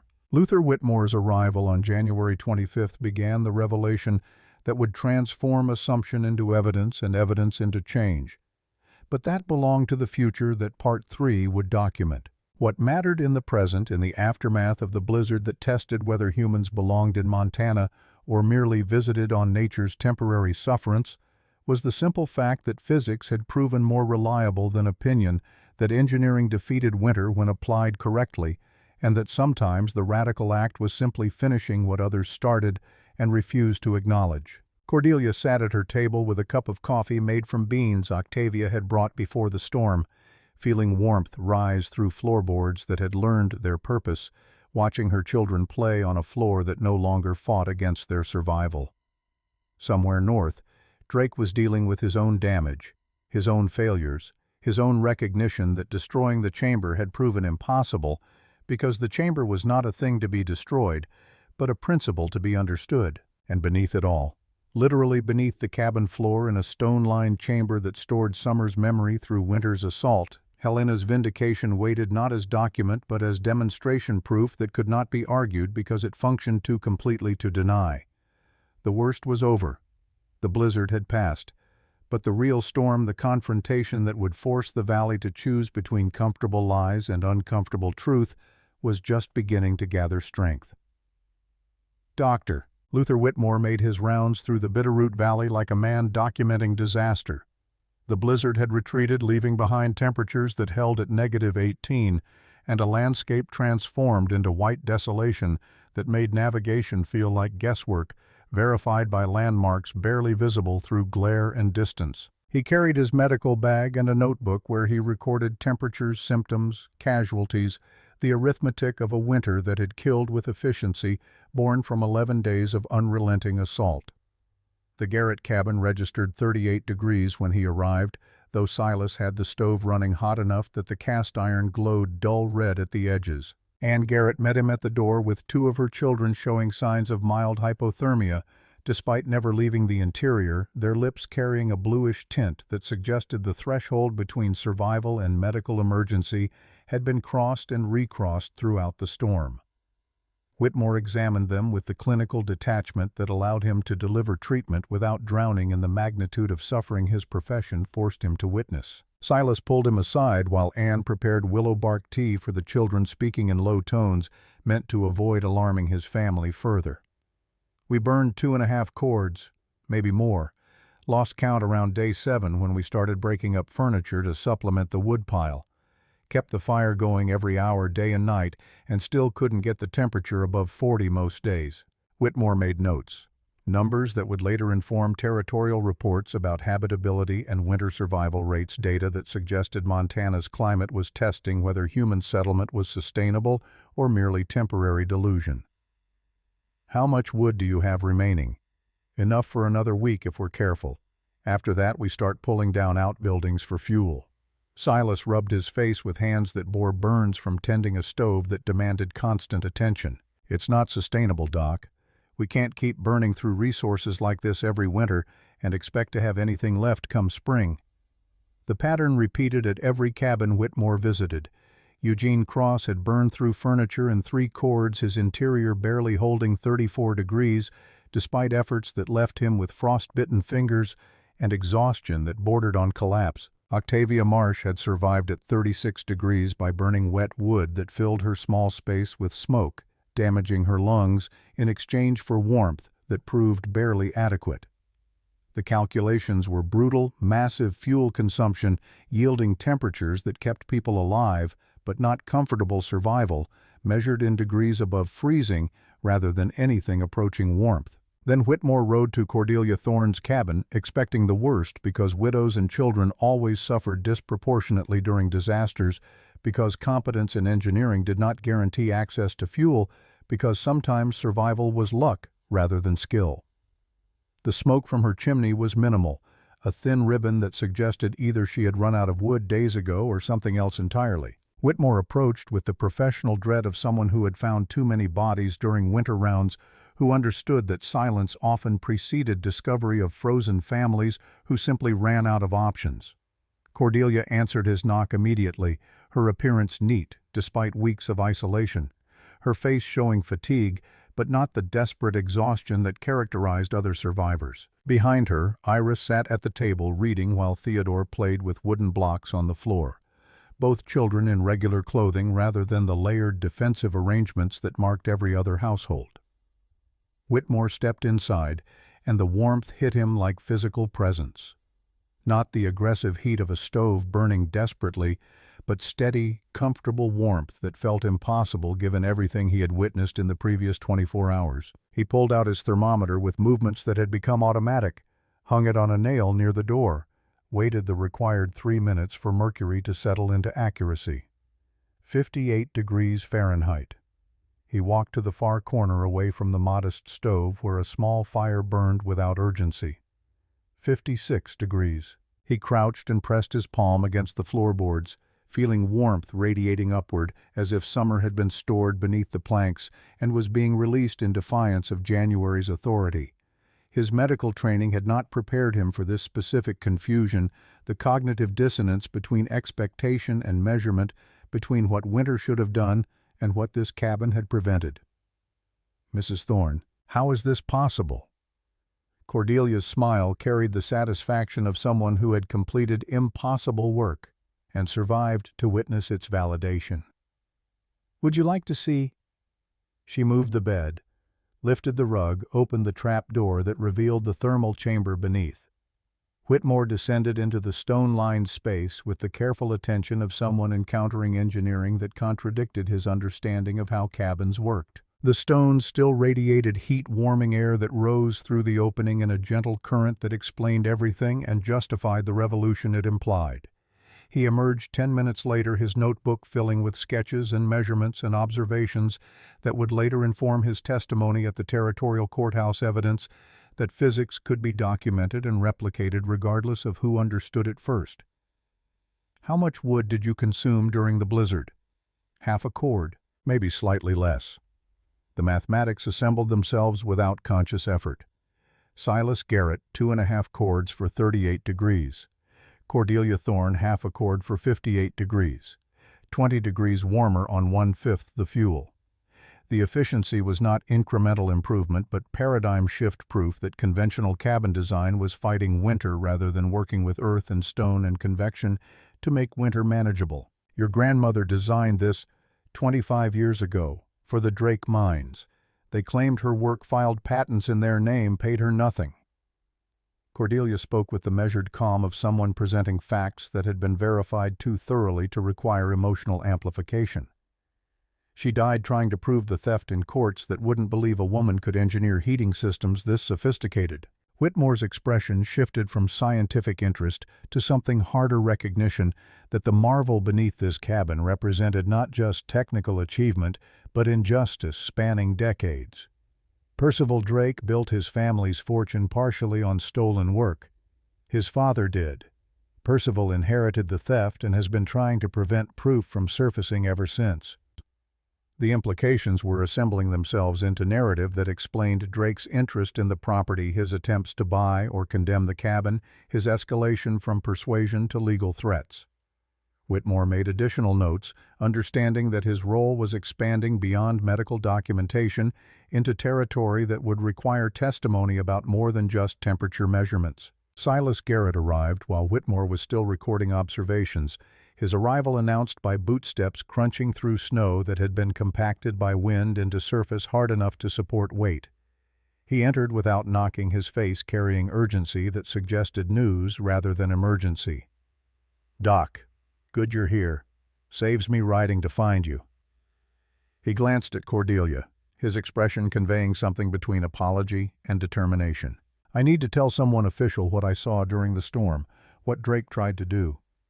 The story emerged in sentences stripped of embellishment, Carpenter's precision applied to description of events that had unfolded in this cabin while the blizzard provided cover for sabotage. Drake's arrival, his presence through the night, his attempt to damage the thermal chamber system by destroying the convection duct, the repair that Silas himself had helped complete, his testimony as witness to deliberate destruction of property during life-threatening weather. Whitmore listened with the trained attention of someone who understood that stories told to doctors often became evidence in contexts beyond medical treatment. "You're willing to testify to this formally under oath if necessary." Drake sabotaged her heating during a blizzard. If that duct hadn't been repaired, if the system had failed, Mrs. Thorne and her children might have frozen. Silas spoke with the flat certainty of someone who had calculated those consequences and found them intolerable. A man who'd do that, he deserves whatever legal consequences follow.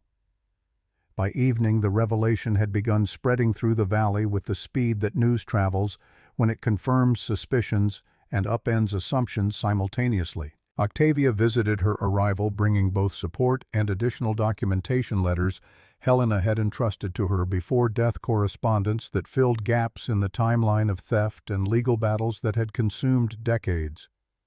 Cordelia made her decision that night sitting at the table while her children slept on the floor that had learned to radiate warmth. The lead box from the southwest quadrant of the chamber sat before her, containing contracts and letters and evidence that could destroy the Drake family's reputation and reclaim wealth built on stolen genius. Keeping the documents hidden meant safety, avoiding confrontation with a man whose resources and connections gave him advantages in any legal battle. But Helena had not hidden the evidence to keep it safe from use. She had preserved it for the exact moment when someone with nothing to lose and everything to prove could wield truth as the weapon it deserved to be. Some battles were worth fighting, not because victory was certain, but because surrender meant accepting that power always defeated principle, that theft was acceptable when dressed in respectability, that women who understood heat and stone and convection should stay silent while men claimed credit. February brought the confrontation that made choice into action. Cordelia filed formal charges against Percival Drake, with the territorial marshal presenting evidence that included contracts proving Helena's authorship of the mining heating system letters from Nathaniel Drake, acknowledging her design work, and testimony from Silas Garrett regarding attempted sabotage during the blizzard. The charges were theft of intellectual property fraud regarding patent claims and destruction of property with intent to cause harm.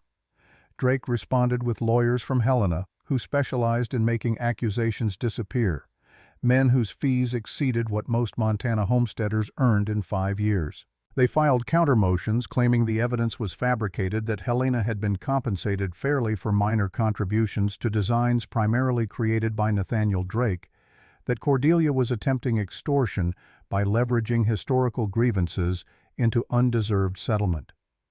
The territorial court in Stevensville scheduled hearings for late March, when travel became possible and witnesses could reach the courthouse without risking death by exposure. The intervening weeks transformed into preparation that consumed every moment not dedicated to basic survival. Cordelia worked with Octavia to organize documentation chronologically building timeline that showed pattern of theft extending across multiple inventions. Silas provided testimony about the thermal chamber's construction and performance, his professional assessment that the system required engineering knowledge beyond what amateurs could improvise, and the Valley watched because legal battles between widows and mining magnates were entertainment when they were not instruction about whose truth courts were designed to validate.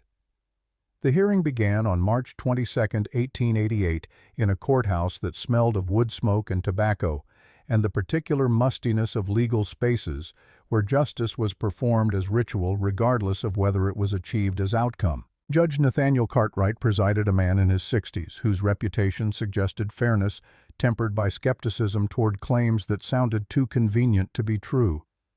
Drake's lawyers opened with character assassination disguised as context. They painted Helena as bitter eccentric who had claimed credit for others' work, delusional woman whose mental state deteriorated in her final years to the point where her accusations could not be trusted. They suggested Cordelia had manufactured evidence to support inheritance claim, that the documents were forgeries created to extort settlement from family whose only crime was hiring Helena for minor technical assistance decades earlier. Cordelia sat at the plaintiff's table listening to her grandmother transformed into cautionary tale about women who overestimated their contributions, about widows who grasped at wealth they had not earned, about the fundamental unreliability of female testimony regarding technical matters. The lawyers were skilled, their arguments constructed to sound reasonable while containing assumptions that made justice impossible. Then it was Cordelia's turn. She stood and approached the bench with documents organized in chronological sequence. Each piece labeled and cross-referenced the work of someone whose teaching career had required presenting complex information to audiences predisposed toward dismissal. She began with the partnership contract from 1861, walking Judge Cartwright through language that explicitly named Helena as principal designer with equal profit participation. Your Honor, this contract was signed by both parties and notarized by territorial authorities. It establishes that Helena Thorne was not providing minor technical assistance, but was the primary engineer designing the thermal storage system for Drake Consolidated mining operations. She moved to the technical correspondence letters between Helena and Nathaniel discussing design specifications, heat transfer calculations, stone placement requirements. The letters were in Helena's handwriting, demonstrating knowledge that could not have been acquired through casual observation, but required deep understanding of thermodynamics and structural engineering. These letters show that Mrs. Helena Thorne possessed expertise in thermal dynamics, material science, and practical engineering applications. The specificity of her technical descriptions contradicts the defense's characterization of her as someone making minor contributions to others' designs. Drake's lead attorney, a man named Harrison Montgomery, whose silver hair and confident bearing suggested decades of winning cases through force of presentation, rose with objection that carried practiced indignation. "Your Honor, correspondence proves nothing about who actually created the designs. Mrs. Thorne could have been copying from Nathaniel Drake's work, transcribing his ideas while adding minor suggestions." Cordelia did not raise her voice, did not allow emotion to override the precision she had learned teaching girls who faced similar dismissal of their intellectual capacity. "Then perhaps Mr. Montgomery can explain this letter dated November 1867, written by Nathaniel Drake to my grandmother, but apparently never sent. It was found in his desk papers after his death and came into Helena's possession through means I cannot verify, but whose authenticity can be established through handwriting analysis." She handed the document to Judge Cartwright, watching his expression shift as he read Nathaniel's admission of theft, the casual cruelty of a man who knew courts would not support a woman's claim against his word regardless of evidence. The judge read it twice, his silence stretching long enough that the courtroom tension became palpable. When he finally spoke, his voice carried the careful neutrality of someone recognizing that the case had shifted beneath assumptions he had brought to the bench. "This letter, if authentic, constitutes admission of fraudulent patent filing. I'll need independent verification of the handwriting comparison with known samples of Nathaniel Drake's correspondence. I've brought exemplars, Your Honor. Business letters from Nathaniel Drake held by the Territorial Land Office, signed contracts from his mining operations, personal correspondence donated to the Montana Historical Society. The handwriting analysis can be conducted by qualified experts." The hearing recessed for 3 days while handwriting specialists examined the evidence. Cordelia spent those days in Stevensville boarding house monitoring expenses that depleted her limited resources, while Drake's lawyers stayed in the hotel and ate at restaurants that charged more for single meals than she budgeted for a week. The inequality was not subtle demonstration that wealth provided endurance in legal battles even when it could not guarantee victory. The analysis confirmed what Cordelia already knew. The letter was genuine. Nathaniel Drake's handwriting verified across multiple samples, his admission of fraud standing as evidence that could not be explained away through legal maneuvering. When the hearing reconvened, Drake's defense had shifted from denial to mitigation arguments that even if Nathaniel had improperly claimed credit, the work had been completed decades ago, patents had expired, compensating Helena's estate would be punitive rather than restorative. Dr. Luther Whitmore's testimony changed the equation from historical grievance to contemporary relevance. He presented his measurements from the blizzard, the temperature comparisons between Cordelia's cabin and neighboring structures, the fuel consumption calculations that proved the thermal chamber's efficiency. His medical credentials lent weight to technical testimony that might otherwise have been dismissed as lay observation. The system misses. Cordelia Thorne, constructed based on Helena Thorne's designs, achieved 20 degrees higher interior temperature using 1/5 the fuel consumed by conventionally designed cabins. This is not incremental improvement. This represents fundamental understanding of thermal dynamics that continues to be relevant and valuable. He continued with description of the attempted sabotage, Drake's effort to destroy the convection system during the blizzard, the potential fatal consequences if repairs had not been successful. His voice carried professional detachment that made the accusations more damning than emotional testimony would have achieved. Mr. Percival Drake attempted to disable a heating system that was keeping 2 children alive during weather that killed 3 adults in this valley. The motivation for such action suggests awareness that the thermal chamber's success validated Helena Thorne's claims about her engineering expertise, claims that threatened the Drake family's reputation and potentially their patent holdings. Silas Garrett testified next, his carpenter's authority lending credibility to technical descriptions of the chamber's construction and performance. He acknowledged his initial skepticism, his warnings about undermining foundations, his eventual recognition that Helena's design was engineered correctly despite violating conventional wisdom about cabin construction.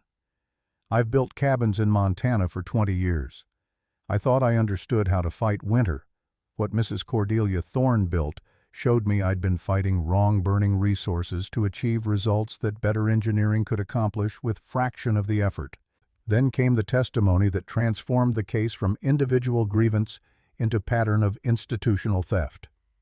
6 families stood to testify, each presenting evidence that Nathaniel Drake had appropriated designs and inventions from individuals who lacked resources to fight back legally. A rancher whose water pump design had been patented by Drake Consolidated. A blacksmith whose improved ore smelting process had been claimed by Drake's metallurgist. A widow whose late husband's innovations in timber processing had been filed under Drake Company names months after he died. The pattern was consistent. Identify useful innovation created by someone without legal sophistication or financial resources. Offer minimal compensation or simple theft, file patents under Drake Company ownership, defend through lawyers who overwhelmed individual plaintiffs with procedural complexity and endless delays. The cumulative weight of testimony painted portrait of systematic appropriation spanning 30 years business model built on identifying others' genius and claiming it through superior access to legal mechanisms designed to protect property while remaining agnostic about whose property deserved protection. Judge Cartwright took 2 weeks to deliver his ruling. Time he spent reviewing precedents and consulting with territorial legal advisors about implications that extended beyond single case into questions about how patent law functioned when power imbalances made theft routine and justice exceptional. His written decision, delivered on April 12, 1888, was 37 pages of legal reasoning that built from established principles to conclusions that restructured the Drake family's entire patent portfolio. The core findings were unambiguous. Helena Thorne had been the principal designer of the thermal storage system used in Drake mining operations. Nathaniel Drake had fraudulently claimed her work. Percival Drake had benefited from and actively perpetuated that fraud through attempts to suppress evidence of the original theft. The remedy was equally clear. All patents related to the thermal storage system were reassigned to Helena Thorne's estate with Cordelia as executor and primary beneficiary. Drake Consolidated was ordered to pay compensatory damages representing 25 years of royalties that should have been paid to Helena, calculated at market rates for patent licensing and mining applications. The amount was $73,000, a sum so large that gasps rippled through the courtroom when it was announced. More money than most people in Montana Territory would see in lifetimes, wealth that transformed Cordelia from struggling widow into woman, with resources that created possibilities previously belonging only to imagination. But the judge was not finished. His ruling included findings regarding the attempted sabotage during the blizzard, civil damages for destruction of property and endangerment of children, punitive damages designed to deter future similar conduct. An additional $12,000, bringing the total judgment to $85,000.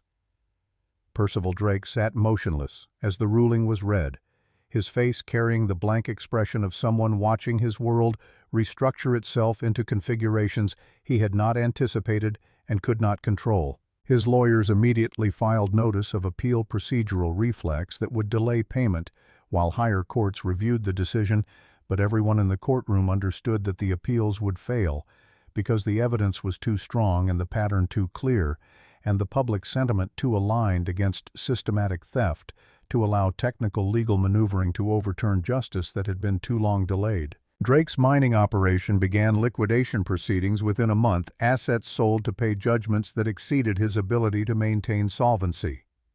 The family name, once synonymous with mining success in western Montana, became cautionary tale about building empires on foundations of stolen work. Percival Drake himself left the territory by summer, relocating to California, where his past might be less immediately recognizable and his future less constrained by reputation destroyed in Stevensville courthouse.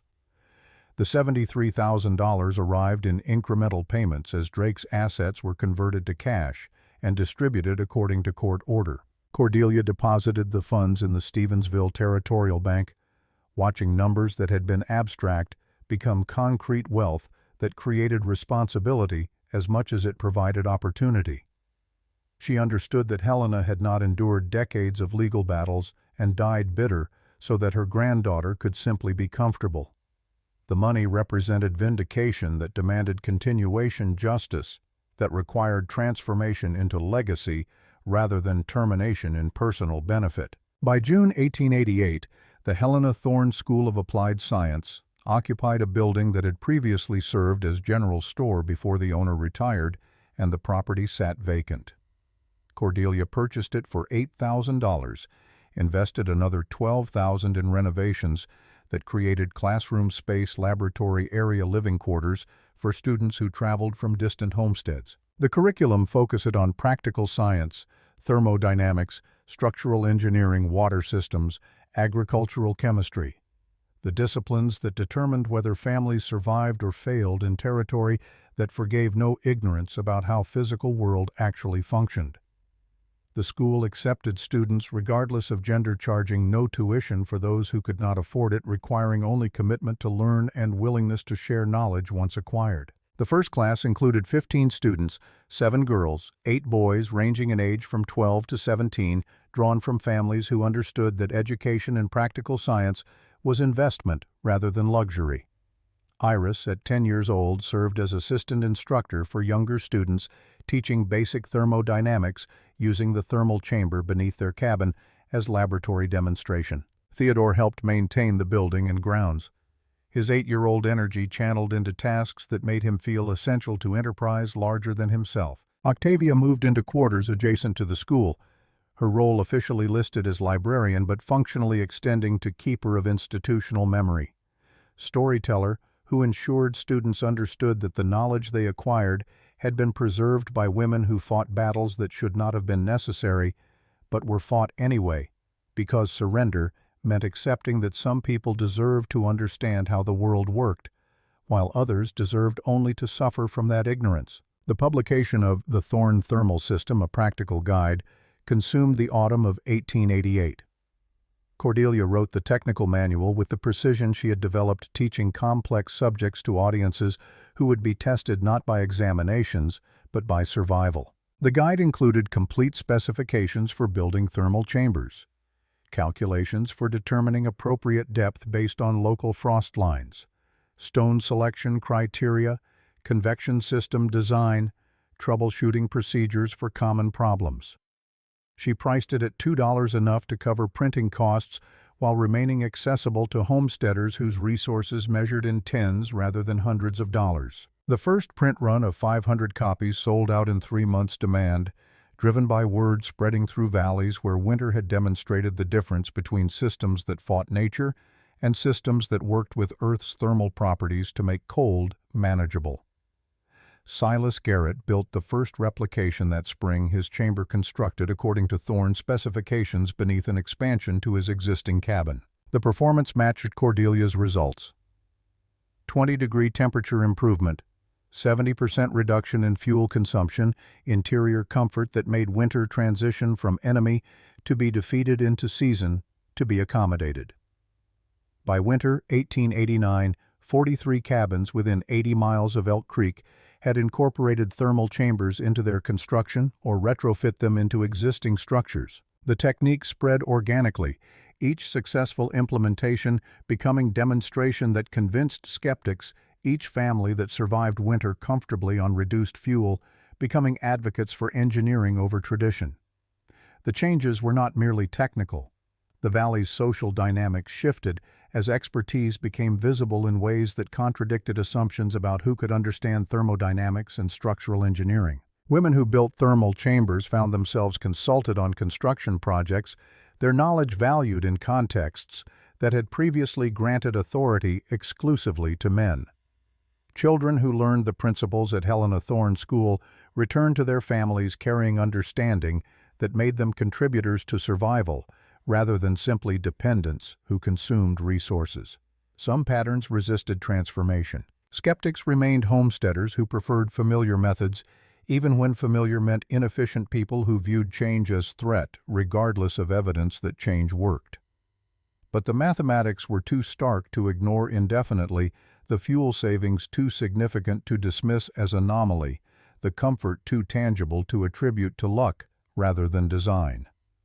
Winter 1889 to 1890 brought testing that confirmed what the previous year had suggested. The thermal chambers performed reliably across varied conditions, maintaining interior temperatures between 52 and 58 degrees while consuming fuel at rates that allowed families to preserve wood piles for other purposes, to invest labor in productive work rather than desperate fuel gathering, to experience winter as season rather than continuous emergency. Cordelia expanded this cabin during summer 1890, adding a second room that served as classroom space when school was in session and living quarters when students returned to their homesteads.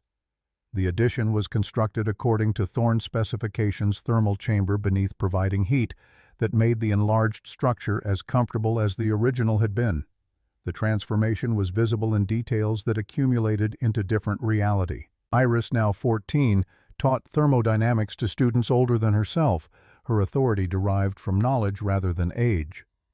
Theodore, 12, and growing into height that suggested he would exceed his father's build, helped Silas construct chambers for families too elderly or infirm to complete the work independently. Octavia, approaching her 75th year, maintained correspondence with engineers and educators across the territory, networking that positioned the Helena Thorne School as institution whose influence extended beyond the Bitterroot Valley. The Legacy Fund, established with $20,000 from the court settlement, provided scholarships for students pursuing technical education at territorial universities, with preference given to women and individuals from families without financial resources. The first recipients, 2 girls who had completed the Thorne School curriculum and demonstrated aptitude for engineering, departed for Montana State College in autumn 1890, their tuition paid through fund that Helena had never known would exist, but had made possible through decades of refusing to accept that theft should be permanent. By 1891, the Thorne thermal chamber had become standard feature in cold climate construction across western Montana and northern Idaho,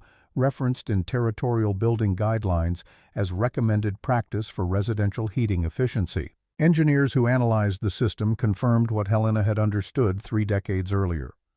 Earth below the frost line maintains stable temperature. Year-round stone provides thermal mass that stores and releases heat. Gradually, convection moves air, according to temperature differentials that require no mechanical assistance. The principles were ancient, older than civilization, observable anywhere humans paid attention to how caves stay cool in summer and relatively warm in winter, how stone walls radiate heat long after fires die.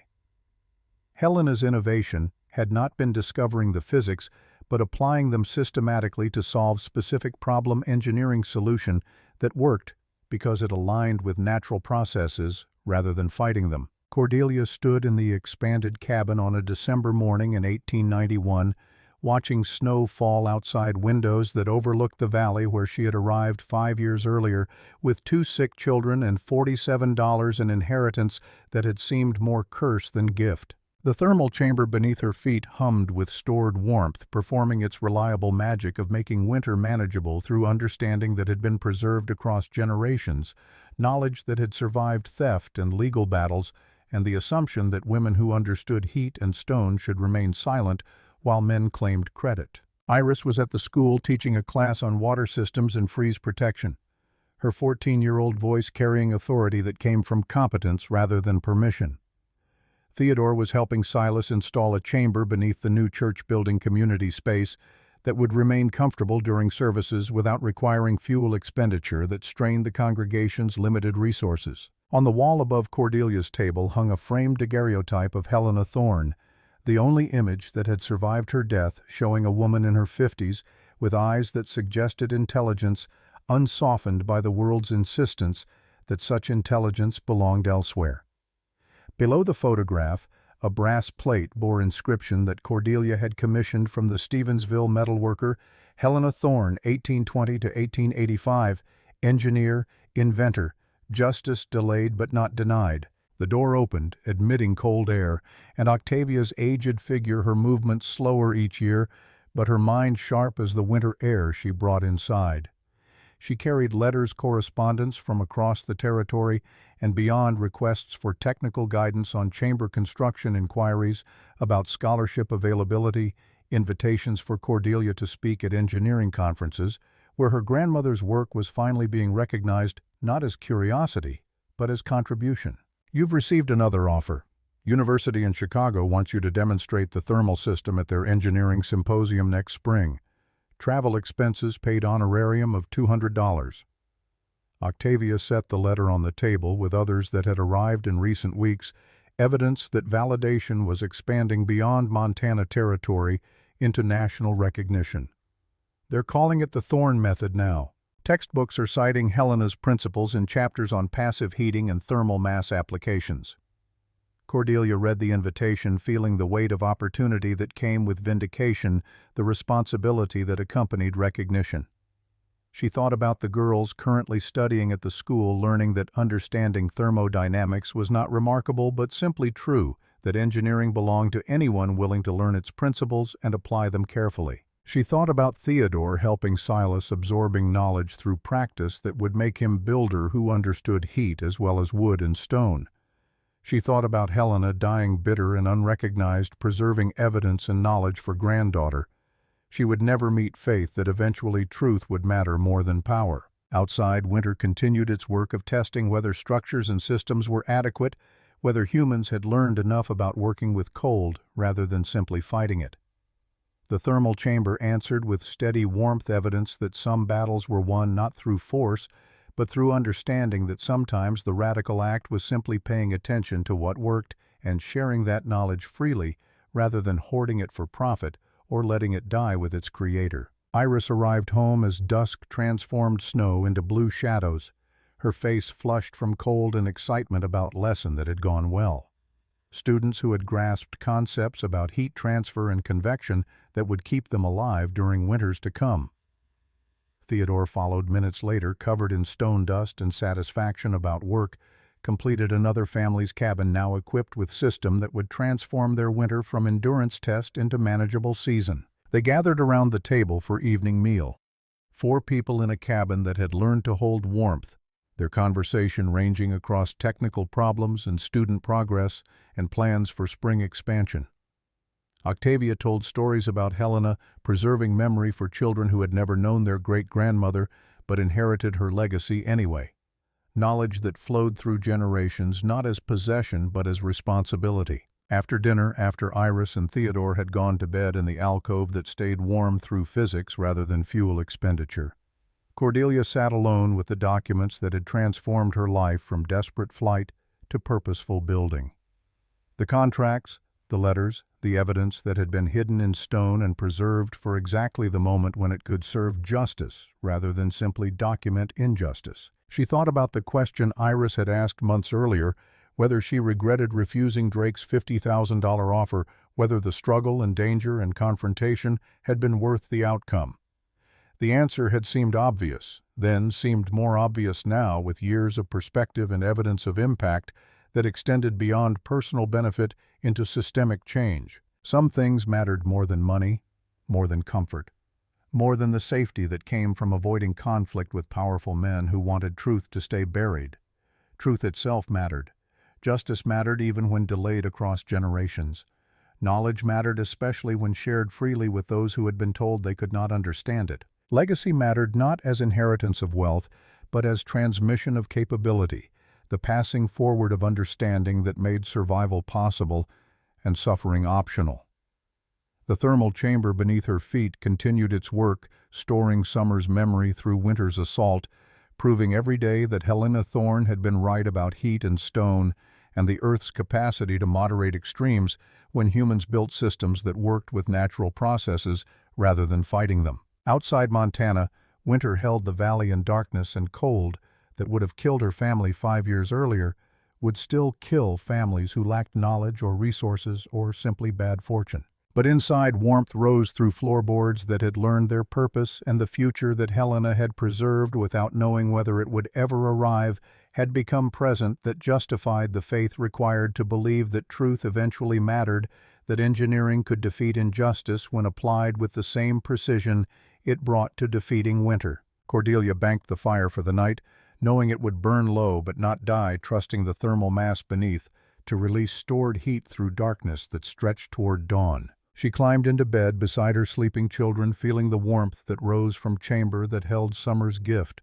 through winter's demand, and understood that some inheritances came not as property, but as principles, not as wealth, but as wisdom, not as endings, but as beginnings, that stretched forward into futures that their creators would never see, but made possible anyway through the stubborn certainty that some truths were worth preserving even when the world insisted they did not matter. The cabin held its warmth through the night. The valley held its cold. And between them the thermal chamber mediated with the patient efficiency of physics that cared nothing for human drama but worked reliably for anyone who understood its principles and built correctly. Winter would return. It always did. But it would find different valley now, one where survival was engineering rather than luck, where knowledge flowed through families and schools rather than dying with its creators, where women who understood heat and stone were recognized not as anomalies, but as people who had paid attention to what worked and shared it, because that was what people did when they valued survival over profit and justice over comfortable lies. Helena Thorne's legacy was not the money, though the money had enabled transformation. It was not even the thermal chamber, though the chambers had saved lives and would save more. The legacy was the principle that understanding belonged to everyone willing to learn that theft could be reversed when evidence was preserved and courage was summoned, that sometimes finishing what others started was the most important work a person could do. And that legacy, unlike the thermal mass that eventually released its stored heat and needed replenishing, would continue forward through generations who built on what they inherited rather than simply consuming it, who added their own innovations while crediting those who came before, who understood that knowledge was not possession to be hoarded, but commons to be expanded and shared and protected for those who would come after. The warmth beneath the cabin hummed its agreement with physics that needed no persuasion, and Cordelia Thorne slept, knowing that some battles once won stayed won because they changed not just circumstances, but understanding, not just individual outcomes, but the principles that governed how communities valued knowledge and who they trusted to possess it.